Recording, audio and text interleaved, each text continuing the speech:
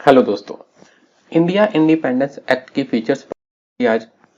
The act ended the British rule in India and declare that India will be an independent and sovereign state from August 15 1947।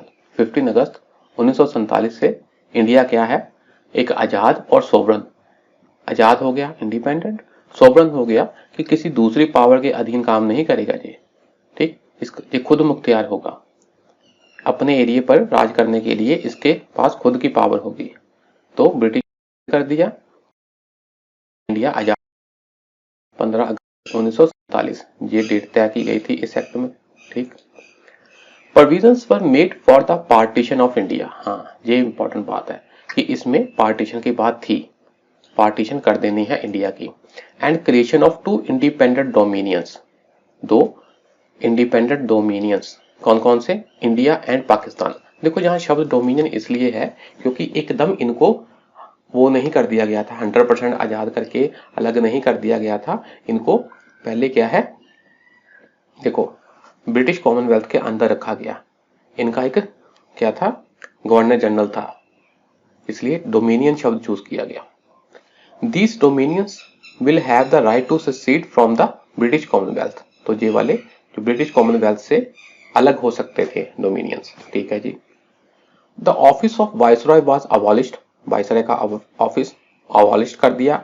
And for each dominion, कौन कौन से? India और पाकिस्तान के लिए क्या किया गया, provision was made for a governor general.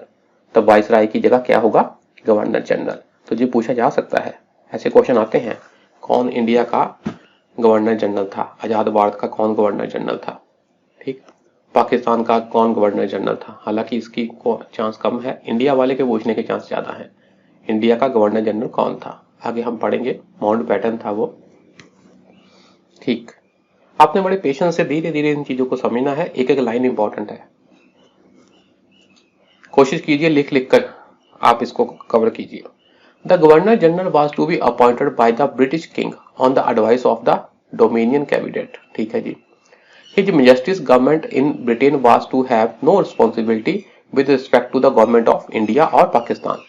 इनकी कोई रिस्पॉन्सिबिलिटी नहीं होगी ब्रिटिश गवर्नमेंट की। ठीक है जी। It empowered the respective constituent assemblies. देखो, रिस्पेक्टिव मतलब एक इंडिया के लिए बनी थी, एक पाकिस्तान के लिए बनी थी। हाँ भी, दोनों को अधिकार है किस चीज के, of the two dominions were empowered to frame and adopt any constitution. भी आप अपने हिसाब से, ठीक है, कोई भी संविधान बना सकते हो for their respective Nations. Pakistan, India, आप दोनों की जो कॉन्स्टिट्यूएंट असेंबली बनाई गई है संविधान बनाने के लिए, आप दोनों को अधिकार है कि आप कोई भी अपने हिसाब से एनी कॉन्स्टिट्यूशन बना सकते हो, फ्रेम कर सकते हो, उसे अडॉप्ट कर सकते हो। They could repeal any act of the British parliament. तो जो पहले आजादी से पहले ब्रिटिश पार्लियामेंट के कानून भारत में, पाकिस्तान में चल रहे थे, आप उसको रिपील कर सकते हो, खत्म कर सकते हो, including the independence act of 1947 itself. 1947 वाले एक्ट को भी आप रिपील कर सकते हो, खत्म कर सकते हो। ठीक है जी। The constituent assemblies of both the dominions were empowered to legislate for their respective territories till the completion of new constitutions. ठीक है ना। अब बात आती है कि जब तक संविधान नहीं बनेगा तब तक कानून कौन बनाएगा। देखो, संविधान बनेगा, इलेक्शन वगैरह होंगे, नई सरकार बनेगी, लेजिस्लेचर चुनकर आएंगे, तो वो कानून निर्माता चुनकर आएंगे, तो वो कानून बनाएंगे। असली प्रोसेस तो ये है। पर जब तक इलेक्शन नहीं होगा, जब तक नई सरकार नहीं आएगी, जब तक नए लेजिस्लेचर चुनकर नहीं आएंगे, तब तक लेजिस्लेट करने का काम किसके हाथ में होगा, कानून बनाने का काम किसके हाथ में होगा, जो ये कौन से असेंबली है, संविधान सभा, कॉन्स्टिट्यूएंट असेंबली। तो जो असेंबली बनाई गई है संविधान बनाने के लिए, इनके पास ही लेजिस्लेशन का काम होगा, जब तक कि क्या हो नहीं हो जाता, नया संविधान नहीं बन जाता। ठीक है जी। The office of the secretary of state था, एक ऑफिस था, वहां की ब्रिटिश कैबिनेट का मेंबर होता था सेक्रेटरी ऑफ स्टेट, इसको अबॉलिश कर दिया। And his functions were transfer to the secretary of state for commonwealth affairs. इसके पास इसके फंक्शन ट्रांसफर कर दिए। ठीक है जी। इतने ज्यादा पॉइंट हमने सारे के सारे रट्टे नहीं लगाने, जो मेन इंपॉर्टेंट है उनको नहीं छोड़ना। इट प्रोक्लेम दैट, इन्होंने घोषणा की क्या, the British paramountcy over the Indian princely states and treaty relations, कि जब ऐसा था ना कि आपको पता है कि एक तो था ब्रिटिश इंडिया और दूसरा था राजे रजवाड़ों वाला एरिया। तो राजे रजवाड़े एरिए जो प्रिंसली स्टेट्स थे वो ब्रिटिश पैरामाउंसी के अंदर आते थे। मीन वहां पर उन राजाओं का राज तो था पर अल्टीमेटली वो किसके अधीन थे, ब्रिटिश के अधीन थे। ठीक, पर ब्रिटिशर का डायरेक्ट इंटरफेरेंस नहीं था उन प्रिंसली स्टेट्स में, तो वो ब्रिटिश पैरामाउंसी के अंदर काम करते थे। तो ये कहते हैं देखो जी आजादी मिल गई तो जो प्रिंसली स्टेट्स हैं एंड उनके ऊपर जो पैरामाउंसी का था ना भी हम तुम्हारे ऊपर करता धरता है तो वो हम खत्म कर देंगे। और जो ट्राइबल एरियाज थे उनके साथ भी जो संधियां वगैरह थी वो क्या था, and the treaty relations with tribal areas will be lapsed from August 15 1947। मतलब ट्राइबल एरिया के साथ जो हमारी संधियां थी वो वाली हमारी मतलब ब्रिटिशर की, और इंडियन प्रिंसली स्टेट के ऊपर जो पैरामाउंसी थी वो वाली, ये सब क्या कर जाएगी, लैप्स कर जाएगी, खत्म हो जाएगी। अब तुम आजाद हो, अपना अपना देखो। The Indian princely states were granted freedom two of India Pakistan और टू रिमेन इंडिपेंडेंट। ये बहुत इंपॉर्टेंट बात है कि जो प्रिंसली स्टेट्स थी ना उनको ये पूरी स्वतंत्रता थी, क्या, जहां तो वो इंडिया को ज्वाइन कर ले, जहां तो वो पाकिस्तान को ज्वाइन कर ले, अगर वो चाहे तो वो आजाद भी रह सकते हैं। वो कह सकते हैं हाँ भाई हमने ना इंडिया को ज्वाइन करना है ना पाकिस्तान को ज्वाइन करना है। ये वाली प्रोविजन किसमें थी, इस कानून में। ठीक है जी। Till the new constitutions were framed, जब तक नया संविधान नहीं बन जाता तब तक क्या होगा, each of the dominions and the provinces will be administered by the government of India act of 1935। कब तक इनके ऊपर कौन सा एक्ट लगेगा, जब तक संविधान नहीं बन जाता तो किस एक्ट के तहत एडमिनिस्ट्रेशन चलेगा, वो था government of India act of 1935। वहां पर ऑप्शन 1947 टिक मत। ठीक, मेन एक्ट कौन सा था जिसके तहत एडमिनिस्ट्रेशन चलना था जब तक कि संविधान नहीं बन जाता, वो था government of India act of 1935। However, the dominions were authorized to make modifications in the act। तो जो दोनों हैं डोमिनियंस इंडिया और पाकिस्तान, वो चाहे तो इस एक्ट में भी संशोधन कर सकते थे, पर अल्टीमेटली इन जनरल कौन से एक्ट के तहत काम चलना था, एडमिनिस्ट्रेशन चलना था, government of India act of 1935। Appointment to civil services and reservation of post by the secretary of state for India was discontinued. ठीक है, तो जो पुराने सिस्टम के हिसाब से सिविल सर्विसेज की अपॉइंटमेंट और उनमें और सेक्रेटरी ऑफ स्टेट में जो रिजर्वेशन वगैरह की पोस्ट थी ये सारा क्या है, डिसकंटिन्यू कर दिया। हाँ, जो सिविल सर्वेंट चुने हुए थे वो तो कंटिन्यू रहे, पर आगे से उनको सिलेक्शन करना पुराने सिस्टम के हिसाब से उनको अपॉइंट करना खत्म कर दिया। ठीक है जी। However, the members of the civil services appointed before August 15, 1947, जो 15 अगस्त 1947 से पहले अपॉइंट हो चुके थे, would continue to enjoy all benefits that they were entitled to till that time। ठीक है ना, जो पहले अपॉइंट कर दिए गए थे उनको जारी रखा जाएगा। At the midnight of 14-15 अगस्त 1947, ठीक है ना, 14 अगस्त की रात और 15 अगस्त की सुबह, मीन 15 रात को, मिडनाइट को क्या हुआ, the British rule came to an end, British rule खत्म हो गया। The power was transfer to the two new independent dominions of India and Pakistan. और किसको पावर दे दी गई, दो अलग देश इंडिया एंड पाकिस्तान को।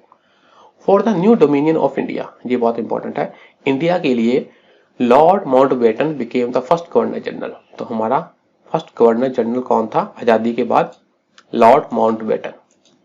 ठीक, ये बात याद रखनी। Jawaharlal Nehru became the first prime minister, पहला प्राइम मिनिस्टर कौन था, Jawaharlal Nehru of independent India. ये भी बात इंपॉर्टेंट है, ये तो आपको पता ही होगा। ठीक है जी। अच्छा, ये बात हो गई। तो गवर्नर जनरल कौन था इंडिया का, लॉर्ड माउंटबेटन। बस ठीक है, आगे आओ जी। The constituent assembly of India formed in 1946 became the parliament of the Indian dominion. ये बात देखो, कि हमने पहले भी कहा कि जो संविधान सभा थी ना, संविधान बनाने वाली असेंबली थी, जिसने संविधान बनाना था, उसी के पास पावर थी कि आप क्या है, पार्लियामेंट के रूप में काम करोगे, एज ए लेजिस्लेचर के रूप में काम करोगे। कब तक? जब तक कि नया संविधान नहीं बन जाता और नया संविधान नहीं लागू हो जाता। तो उस पार्लियामेंट में जो इंटरिम गवर्नमेंट थी, इंटरिम गवर्नमेंट 1946 में बनी भी, जब तक इंटरिम का मतलब फॉर द टाइम बीइंग, भी जब तक प्रॉपर सिस्टम नहीं आ जाता तब तक ऐसे काम चलाना है, उसे कहते हैं इंटरिम। ठीक, फॉर द टाइम बीइंग। तो उस सरकार के मेंबर और उनके पास कौन कौन से डिपार्टमेंट थे, इनमें से क्वेश्चन आ जाता है। ठीक, आजादी के बाद जो आपका बनी सरकार, उसमें कौन कौन से बंदे किस किस मिनिस्ट्री में किस किस पोर्टफोलियो को होल्ड करते थे, इनके ऊपर क्वेश्चन आ जाता है। ठीक, मैच करो। तो हमने क्या करना है कि सारे के सारे नहीं रट्टे लगाने, पर इंपॉर्टेंट वाले उठा लेने हैं, ताकि एक्सक्लूजन मेथड से हम आंसर कर पाए। देखो जी, कहां गया, देखो पहला है जी Jawaharlal Nehru, external affairs ministry and commonwealth relation वाला पोर्टफोलियो। तो ये जरूर याद रखना, Nehru external affairs, external affairs वाला पोर्टफोलियो किसके पास था? Jawaharlal Nehru, Nehru external affairs. Sardar Vallabhbhai Patel, home, information and broadcasting. ठीक है, ये जरूर याद रखना, पटेल के पास कौन सा मंत्रालय था, पोर्टफोलियो था? होम। देखो होम, गृह मिनिस्टर थे ना हमारे, ये तो हम भी, अगर आप थोड़ी बहुत नॉलेज रखते हो तो आपको पता होगा कि सरदार पटेल को बहुत उच्च पदवी हासिल थी। तो अगर हम कहें कि नेहरू के बाद कोई बहुत इंपॉर्टेंट बंदा था मिनिस्ट्री में, तो वो थे पटेल। तो पटेल के पास कौन सी थी मिनिस्ट्री? Home ministry. कौन सा portfolio? Home affairs. Doctor Rajendra Prasad के पास था फूड एंड एग्रीकल्चर। ठीक है जी, ठीक, जो मैंने अंडरलाइन किए हैं ना, हम उसी को उठाते हैं, बाकी आप एक आध बार पढ़ लेना।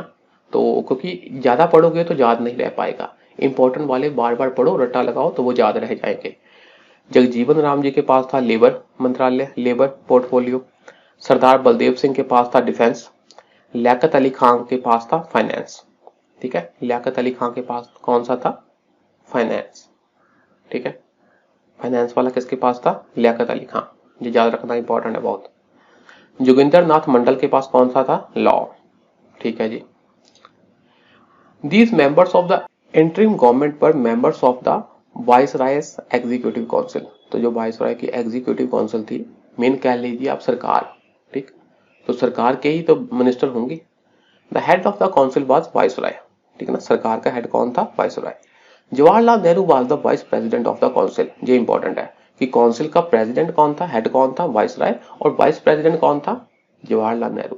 क्योंकि जवाहरलाल नेहरू, देखो, मेन करता धरता नेहरू ही थे। मीन सरकार के हेड, अगर हम अपने कॉमन टर्मिनोलॉजी में देखें तो करता धरता नेहरू थे।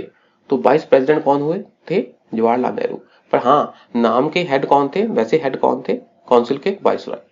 अच्छा जी, अब जब इंडिया आजाद हो गया तो first cabinet of free India, तो आजाद भारत की पहली कैबिनेट 1947 में जो मिनिस्ट्री बनी, तो उस समय किस किस बंदे के पास कौन कौन सा डिपार्टमेंट या मिनिस्ट्री थी, ये क्वेश्चन आ जाता है।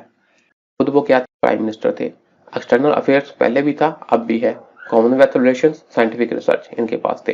तो आपने ये एक्सटर्नल अफेयर्स वाला जरूर याद रखना है, जो मैंने बोल्ड किए हैं उनको जरूर याद रखना है।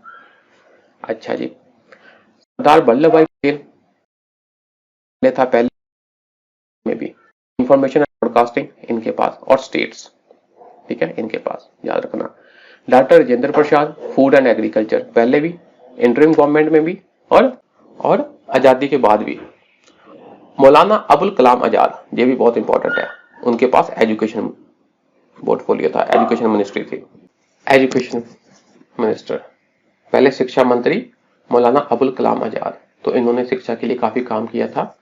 मौलाना अबुल कलाम आजाद पहले हमारे शिक्षा मंत्री, बहुत important. Doctor B R Ambedkar, law, doctor B R Ambedkar law, ये भी इंपॉर्टेंट है। कानून मंत्रालय। जगजीवन राम लेबर। ठीक, और सरदार बलदेव सिंह डिफेंस। ठीक है जी। राजकुमारी अमृत कौर, हेल्थ मिनिस्ट्री। जो क्वेश्चन आए हुए हैं, राजकुमारी अमृत कौर के पास कौन सा मंत्रालय था? Health ministry. ठीक, तो बाकी आपने एक दो बार पढ़ लेने हैं। श्यामा प्रसाद मुखर्जी के पास इंडस्ट्री एंड सप्लाईज था, पर मैंने बार बार कहा कि सारे आप याद नहीं रख पाओगे, जो जो मैंने बोल्ड किए हैं उनको जरूर रट्टे लगाना। ठीक, ये इंपॉर्टेंट है। तो इसी के साथ ये हमारा पहला चैप्टर है, जो कौन सा, हिस्टोरिकल बैकग्राउंड, खत्म होता है। नेक्स्ट क्लास में हम नए चैप्टर के साथ आएंगे। आज के लिए इतना ही, शुक्रिया जी, नमस्कार।